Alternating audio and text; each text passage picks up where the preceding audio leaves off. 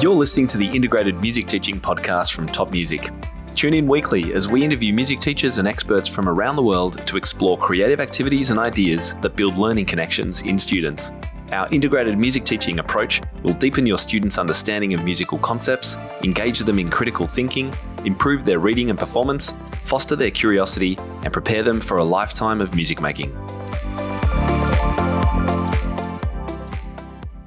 One of the biggest advantages of being an instrumental music teacher or a voice teacher is that we get to choose everything we do in our lessons. We choose the way in which we teach, the length and frequency of lessons, the number of students we teach at the same time, the repertoire that students learn, the exams they might take, whether they study any music theory, and so on.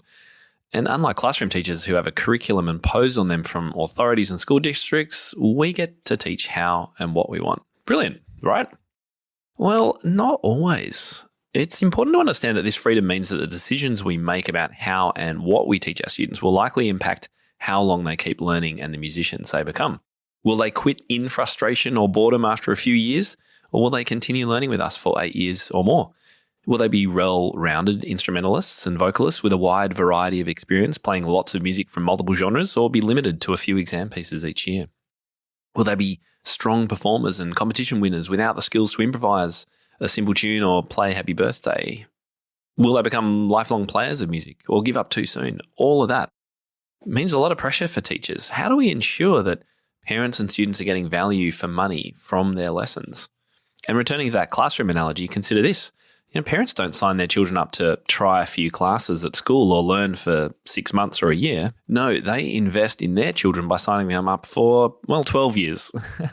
Are parents just signing up for a few music lessons or years of lessons with a real outcome with you? Are parents talking about your next big recital or event before it's even been announced? That's the kind of investment we're looking for. Hi, I'm Tim Topham. You're listening to the Integrated Music Teaching Podcast. Thanks for joining me.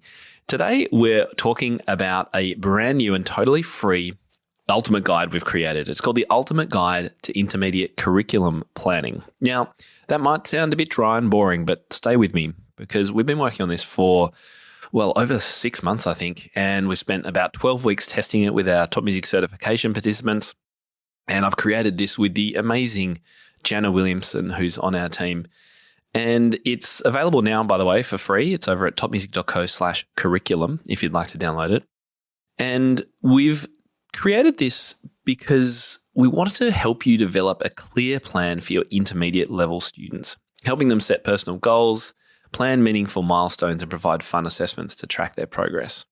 What I've found in talking to teachers over the last decade or so is that this intermediate period can be really, really challenging. And I want to go into why that is. When students start learning instruments or singing, teachers generally have a few years that are structured by some kind of sequenced method book, whether that's an instrumental method or a band method perhaps. But the first goal for any music study should be to capture a student's interest and get them excited to learn about and play music. Teachers should be leading students on an exploration of sound at their instrument or voice and open their ears to the possibilities. For piano teachers, we obviously recommend the No Book Beginners framework. That's at topmusic.co/beginners if you want to try it out, as a great way to get students started with lessons without the struggle of music reading. After an initial fun musical exploration period during the first, up 3 to 10 weeks, let's say, of a student's music learning journey, teachers are responsible for skill development in those first few years so that students can independently make sounds and understand the basics of how to learn a piece from a book. To help define what we mean when we discuss the intermediate level, the following is an informal list of skills that students leaving the elementary level and entering intermediate level should probably be able to do.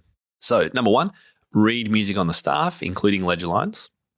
Keep a steady pulse in both simple and compound meters. Read basic rhythm patterns, including triplets and sixteenths. Understand key signatures and play in a key. Play triads at the piano and understand triad inversions. Play 2 different things in 2 different hands. Play and know major and minor pentascales. Understand and play 1 octave major and minor scales. Play basic articulations such as staccato, legato, tenuto. And understand the use of the damper pedal and execute basic legato pedaling. Obviously, some of these are very piano specific. Hi everyone, I wanted to take a moment to let you know about an amazing community of music teachers ready to welcome you over at Top Music Pro. Top Music Pro is the global hub for music teachers looking to connect, learn, grow, and be challenged in both their teaching and studio businesses. Community members save time by accessing hundreds of step-by-step lesson plans, creative teaching frameworks, business guides, online courses, and workshops. We offer training in topics as diverse as music technique, lead sheets, website building, intermediate repertoire, group teaching, and special needs teaching. We also save you money through our extensive discounts, including those with Music Notes, Sheet Music Plus, Music Room, Office Depot, Tonebase, and many more. And if you like sheet music, all our members get a free book of studio licensed, beautifully engraved sheet music each and every month. As a valued podcast listener, you can check out the Top Music Pro community free for 14 days by heading to topmusicpro.com, clicking Join Now on our studio tier, and using the special coupon code IMTPOD23. That's all one word. So that's IMTPOD23. We can't wait to welcome you inside. And that's the whole lot, right? And that's where the right method books are so valuable. And it's one reason why a teacher's choice of elementary materials is so important. Students need to be taught with good pedagogical methods as well as high quality repertoire so that they can learn easily and will want to play their assignments. We encourage teachers to seek out a modern, engaging method book series that's appropriate to the child or adult they are teaching in order to begin that music reading journey.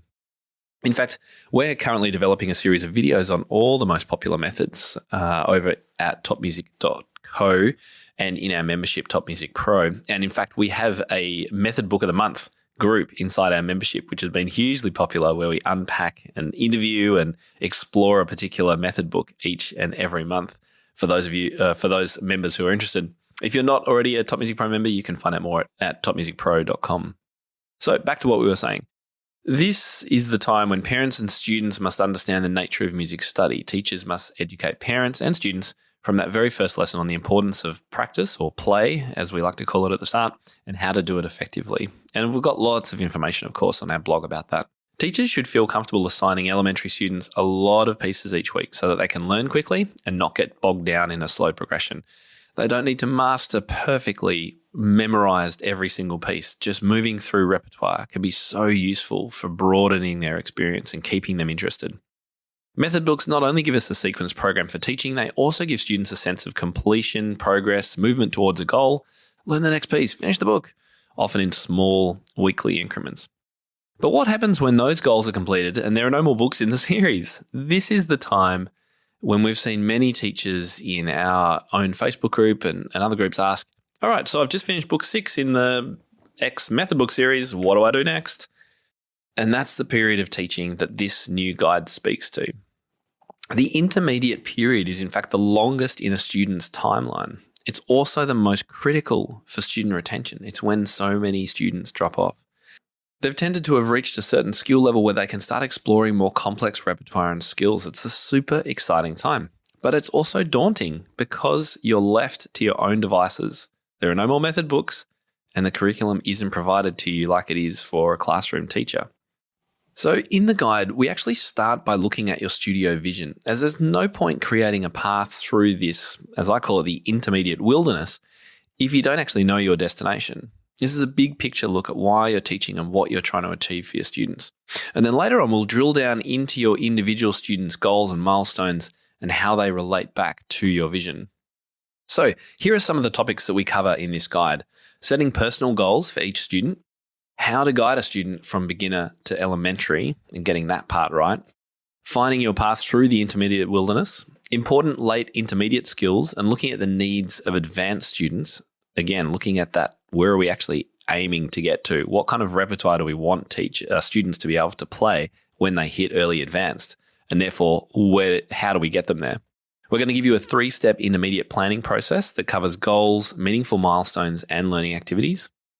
Yearly and monthly student goal trackers you can use for all your students. We talk about the critical role we have in a sequenced repertoire selection process and give you ideas for repertoire milestones. We're also going to look at graded intermediate repertoire books and what we recommend. And we'll also discuss how we balance student-first teaching. That's one of our top music pillars, that we have a student-first approach, with curriculum planning, i.e. how do we balance both giving students autonomy and a say in what they do, the student-first approach, balanced with what we know that they need to learn in order to get where they want to go. And that, of course, takes us back to the goals. What are our goals for the students? And what are the students' goals? And for that matter, parents' goals for the students as well. All of these things have to link together if you want to set up a really good curriculum for that intermediate wilderness, as I call it. We'll also talk a bit about technique and also the place of exams if you're in a place that offers exams and competitions. This is one of our most comprehensive guides yet, and it's yours totally free. And look, we could have easily actually sold this as a book, but I know how much I struggled with this when I was a younger teacher and less experienced, and I know how much other teachers find this a challenge. And we worked a lot about, this was actually one of our key learning objectives on the Top Music certification. So we know that it's a challenge point and a struggle point for a lot of teachers. So we're actually just giving it away. We want as many teachers as possible to be exploring this. So once again, head to topmusic.co/curriculum if you haven't explored it yet. And over the next 2 weeks on the podcast, we're going to be unpacking 2 short case studies of how to actually use this guide with 2 example students. So while you're waiting for that next episode, download and print the guide and start having a look through it. You'll see the checklists and some worksheets and lots of information to help set you off on the right path here. And we'd love to hear your questions on socials or over at the show notes at topmusic.co/episode 351. Well, that's it for today. Thanks for joining me for this short episode introduction to our ultimate guide. Can't wait to share more of it in practice with you next week. How do you keep up to date with all the latest trends and research into music education? How do you connect with other teachers around the world and make sure your teaching stays fresh and relevant for students of all ages and stages, both now and into the future? I created our Top Music Pro membership to be the one-stop shop for music teaching resources, training, support, and community, and I'd love for you to come and join us inside. With over 40 comprehensive training courses, hundreds of teaching demonstrations and lesson plans, free monthly sheet music, discounts, and all the business and pedagogy support you could ever need, Top Music Pro is the community you've been looking for. If you're ready to level up your learning from the podcast and join thousands of other teachers in our global network, head over to topmusicpro.com today. If you enjoy this show and want to hear more of our work, be sure to subscribe to this podcast wherever you're listening today. For links and resources mentioned in this episode, visit us at topmusic.co/podcast or check out the show notes. I'm Tim Topham, and this is the Integrated Music Teaching Podcast, a production of Top Music. Thank you so much for listening. Enjoy your week ahead, and I'll catch you next time.